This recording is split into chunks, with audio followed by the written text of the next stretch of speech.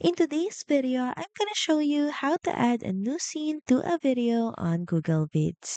So first, of course, head over to Google Vids and open up your project. Now, if you start with a blank project or blank canvas, you'll instantly see this option to add a new scene. All you have to do is click on this screen and a new scene will instantly be added to your project.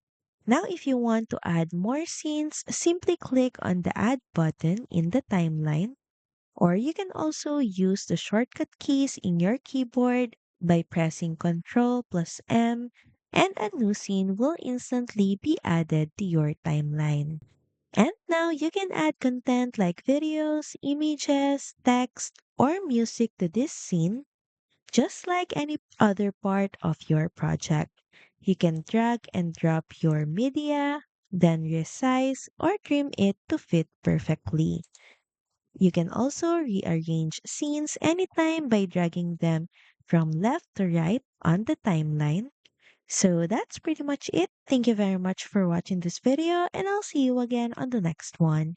Bye!